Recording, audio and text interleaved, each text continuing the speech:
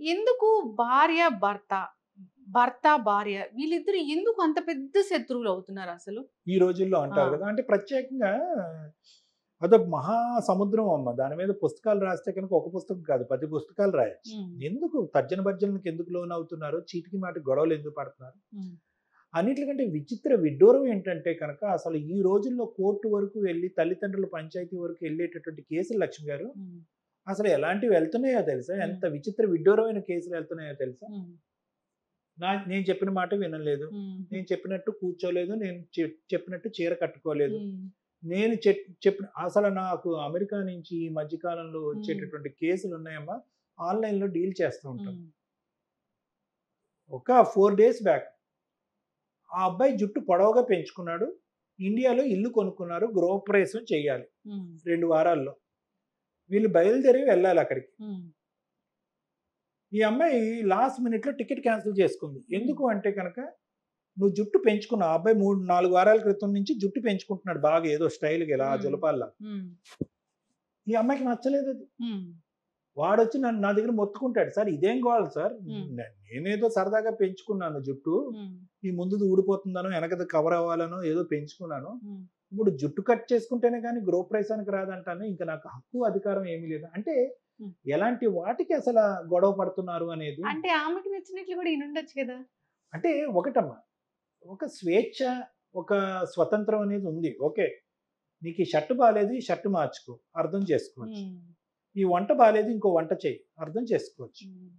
ఆ ఉద్యోగంలో నీకు బాగా ఒత్తిడి ఉంది. ఆ టెన్షన్ వల్ల నీకు నిద్ర పట్టట్లేదు. ఉద్యోగం మారు. అంటే ఈ విధంగా మాట్లాడుకోవచ్చు గానీ, మరీ ప్రత్యేకంగా ఒక పర్సన్ యొక్క ఇండివిడ్యుయాలిటీ ఒక వ్యక్తిత్వంలోకెళ్ళి నీ నడక మార్చుకో, నీ హెయిర్ స్టైల్ మార్చుకో, హ్మ్. నువ్వు నవ్వే విధానం ఇలా ఉందేంటి, ఇలా నవ్వాలి అంటే hmm. That is total loss of freedom. Yes. ఒక భార్యాభర్తల జీవితంలో ప్రధానమైనటువంటి అంశాలు ఏమన్నా ఉన్నాయంటే రెండే 2. హ్మ్. ఒకటి నమ్మకం, రెండోది స్వేచ్ఛ. హ్మ్. నేను నిన్ను నమ్ముతున్నాను నువ్వు ఏదైనా చెయ్యి. నీకు హ్మ్. పూర్తి స్వేచ్ఛ ఉంది. హ్మ్. నువ్వు నాకు స్వేచ్ఛ ఇస్తే కనుక నేను నీకు స్వేచ్ఛనిస్తాను. అప్పుడు ఇద్దరు ఒకరినొకరు గౌరవించుకోవచ్చు. నల్లేరుపై బండలాగా ఈజీగా హ్యాపీగా అయిపోతుంది. హ్మ్. ప్రాబ్లమ్. హ్మ్. యెస్. అయితే స్వేచ్ఛ ఇస్తే ఆ స్వేచ్ఛని సరిగ్గా ఉపయోగించుకోని పరిస్థితి మనం చాలా చూస్తున్నాం కదా ఆ! డాక్టర్ గారు. స్వేచ్ఛని అడ్వాంటేజ్ ఆ! తీసుకునేటోడు. కరెక్ట్ చెప్పారు. అంటే అదే చెప్తున్నాను కదమ్మా! స్వేచ్ఛ కంటే ముందు కావాల్సింది అండర్‌స్టాండింగ్. హ్మ్. నాకు ఆవిడ వ్యక్తిత్వం బాగా అర్థం అవ్వాలి. ఆమెకు నా వ్యక్తిత్వం అనేది అర్థం అవ్వాలి. ఎక్కడుంది? ఇప్పుడు ఎందుకు అవుతున్నాయి సార్ ఈ గొడవలు అంటే కనుక ప్రధానమైనటువంటి ఎలిమెంట్ ఏదైనా ఉంది అంటే ఓకే. నమ్మకం అన్నారు, స్వేచ్ఛ అన్నారు. అంతకంటే ముందు అండర్‌స్టాండింగ్ అండ్ కమ్యూనికేషన్. హ్మ్.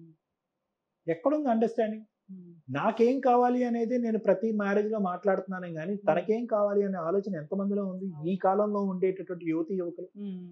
లవ్వో, లవ్వో, లవ్వో అని చెప్పి పరిగెట్టుకుంటూ వెళ్లి హ్మ్. ఆగమేఘాల మీద తల్లిదండ్రుల మెడలో ఉంచి పెళ్లి చేసుకుంటున్నారు. కట్ హ్మ్. చేస్తే 6 నెలల్లో కొట్లాడుకొని విడిపోతున్నారు. హ్మ్. చెప్తున్నాను లవ్ మ్యారేజ్ అన్నా, అరేంజ్డ్ మ్యారేజ్ అన్నా. హ్మ్. కానీ లవ్ మ్యారేజ్‌లో ఉండేటటువంటి విచిత్ర విడ్డూరం ఏంటంటే కనుక హ్మ్. 5, 6 సంవత్సరాలు ప్రేమించుకుంటారు. హ్మ్. కట్ చేస్తే కనుక పెళ్లైనటువంటి 5 నెలలకి విడిపోవాలని డిసైడ్ అవుతారు. అవును. ఇదేంటమ్మా 5, 6 సంవత్సరాల్లో నీకు తెలియనటువంటి అంశాలు ఇప్పుడు 5 నెలలలో ఏమొచ్చేసింది నీకు అంత హ్మ్. పెద్ద నిర్ణయం అంటే, లేదండి ఆ అబ్బాయిని 5 నెలల పాటు నేను అర్థం చేసుకున్నాను. హ్మ్. 5 సంవత్సరాల పాటు. హ్మ్. కానీ ఆ అబ్బాయి తల్లిని మాత్రం 5 నెలలు బట్టే కదా చూస్తున్నాను. నాకు ప్రాబ్లమ్ ఓహ్! ఈ ప్రాబ్లమ్ ఇక్కడొచ్చింది. ఆ! ఆ! ఇలాంటివుంటాయి. లేదా అతను పెళ్ళికి ముందు సిగరెట్ మానేస్తాననండి. పెళ్లయిన తర్వాత సిగరెట్ తాగాడు. హ్మ్. పెళ్లి పెళ్ళికి ముందు వేరే ఆడపిల్లల వైపు అలా చూడనన్నాడు. పెళ్ళయ్యాక చూసాడు. ఎక్స్‌పెక్టేషన్ ఎక్కువుంటదేమో. పెళ్ళికి ముందు అబద్ధాలు ఆడినాడు. పెళ్లి అయిన తర్వాత అబద్ధాలు ఆడాడు. ఏం హ్మ్. అబద్ధాలు? అవి పనికిరానటువంటి హ్మ్. అబద్ధాలు. వాటిని అబద్ధాలు అంటారో కూడా మనకు తెలీదు. హ్మ్. అవి కూడా ఏమీ లేదు. హ్మ్. ఏదో అంటాడు. అక్కడికెళ్ళావంటే ఎళ్ళలేదంటాడు. హ్మ్. ఈ అమ్మాయికి తెలుస్తది ఎళ్ళినట్టు. ఆ! అగో నువ్వు అబద్ధం ఆడావు. హ్మ్. ఇక్కడ ఏందంటే విపరీతంగా ప్రేమించడమేమో అనిపిస్తది వాళ్ళని. ఆ! మంచి మాట. అంటే మళ్ళీ ప్రేమించడం తప్ప డాక్టర్ గారని అంటే హ్మ్. విపరీతంగా ప్రేమించటం అనేది ఒకటే కాదమ్మా. అధికంగా ఓన్ చేసేసుకోవటం. ఆ! నేను పెళ్లి చేసేసుకుంటున్నాను అంటే కనుక నా భర్త హ్మ్. నాలో పాత్ర అయిపోయాడు. నా భార్య నాలో పాత్ర అయిపోయాడు కాబట్టి హ్మ్. నాకిచ్చేటటువంటి ఇంపార్టెన్స్, నాకిచ్చేటటువంటి ఎలివేషన్ హ్మ్. ఎవరికీ ఇవ్వకూడకుండా ఎక్స్‌క్లూజివ్‌గా నాకు. ఈ హ్మ్. ఓవర్ పొసెసివ్‌నెస్, హ్మ్. ఈ over owning of the individual వల్ల ఏమవుతుందంటే ఇందాక నేను చెప్పాను చూడండి, అవతలి వ్యక్తి ఉక్కిరిబిక్కిరి అవుతాడు. ఎక్కువైపోయింది అది. నేను ఆ వ్యక్తిని ఎక్కువ ఓన్ చేసుకున్నాను. దానికి నేను పెట్టే పదాన్ని ఏం పదం పెడతాను? లవ్ అంటాను. అవును. ఆ వ్యక్తి ఏమంటాడు? సార్ చచ్చిపోతున్నాను సార్, ఫ్రీడమ్ లేదు సార్, ఉక్కిరి బిక్కిరి అయిపోతున్నాను, అటు చూసినా తప్పే, ఇటు చూసినా తప్పే, బయటికి వెళ్ళినా తప్పే, కూర్చున్నా తప్పే, ఇంకా నేను రోబోటా అండి అంటాడు. అవును. దాన్ని ఏమంటాం? నేను ప్రేమ అంటున్నాను, ఆ అబ్బాయి ఏమంటున్నాడు? ఆ అమ్మాయి ఏమంటుంది? నా స్వేచ్ఛను హరిస్తున్నాడండి అని అంట. అవును.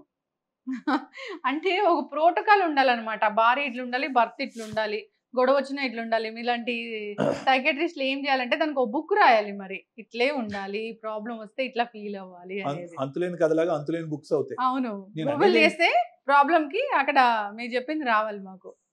రెండే మేడం. సింపుల్‌గా చెప్పాలి అంటే కనుక అందరికి అర్థమయ్యే భాషలో చెప్పాలి అంటే ఓపెన్ మైండెడ్‌నెస్ ఉండాలి. Don't close the doors. అంటే మీరు ఫిక్స్డ్ ఐడియాస్‌తో ముందుకు వెళ్ళకండి. మీరు ఊహించుకుంటున్నారంటే అది మీ ప్రాబ్లం. మీరు ఊహించుకున్నది అవతల వాళ్ళకి రుద్దేస్తే అది కరెక్ట్ కాదుగా. కరెక్ట్. ఆ! మీరు ఒకటి అనుకున్నారు, ఒక కాన్సెప్ట్ అనుకున్నారు. మా భర్త నా భార్య ఏబీసీ పద్ధతిలో ఉండాలి అని. భర్త భార్య కాదండి, నా కొడుకు నా కూతురు ఏదైనా కూడా. అది మీ కాన్సెప్ట్.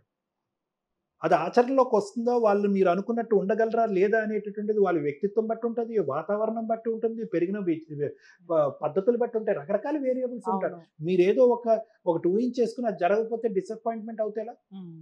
అందుగురించి వచ్చేటటువంటి వైఫ్ అండ్ హస్బెండ్ కి అందరికి ఒకటే ఈక్వేషన్ చెప్తాను. A+B² ఎలా అయితే అంటామో ఒకే ఈక్వేషన్ చెప్తాను. E - R = D. E అంటే ఏంటి? ఎక్స్పెక్టేషన్. నాకు నా ఆవిడ ఇలా ఉండాలి, ఇలా మాట్లాడాలి, వాళ్ళ అమ్మతో ఇన్నిసార్లు వెళ్ళాలి, వాళ్ళ ఇంటికి ఫోన్ చేయకూడదు, ఇది నా ఎక్స్పెక్టేషన్. రియాలిటీ ఏంటి? మీ ఆవిడ అలా చేయదు. చిన్నప్పటి నుంచి వాళ్ళ అమ్మ గొడుగు కింద పెరిగింది. నీ పెళ్ళయ్యి 6 వారాలు అయింది. నువ్వు అప్పుడే కండిషన్ పెట్టి అటో గీత ఇటో గీత గీస్తే ఎవరి గురించి వింటది? విందుగా. అందులో ఏంటంటే ఈ రోజుల్లో పిల్లవాడి నుంచి పెద్దవాడి వరకు ఆడైనా మగైనా అందరూ మాట్లాడేటటువంటి కామన్ సబ్జెక్ట్ ఏంటంటే హక్కు, అధికారం. ఎవరు వింటారు? వినరు. ఆర్ అనేది రియాలిటీ. ఇప్పుడు ఏమైంది? నీ ఊహకు నిచ్చినేసావు, రియాలిటీ ఎక్కడో అట్టడుగున ఉంది. Difference పెరిగిందిగా, gap. డి అంటే ఏంటి? డిప్రెషన్. నీకు డిప్రెషన్ వస్తుంది. అసలు డిప్రెషన్ లేని వాళ్ళు ఎవరు చెప్పండి? పెళ్ళైన వాళ్ళకి, పెళ్లి చేసుకోబోయే వాళ్ళకి, ప్రేమలో ఉన్న వాళ్ళకి అందరికి డిప్రెషన్ అంతే అంతే. సో ఈ సూత్రంలోనే డిప్రెషన్ అనేది ఉంది. ఈ భార్యాభర్తల గొడవలు ఎందుకంటే నువ్వు ఎక్స్పెక్టేషన్ పెంచుకున్నావు.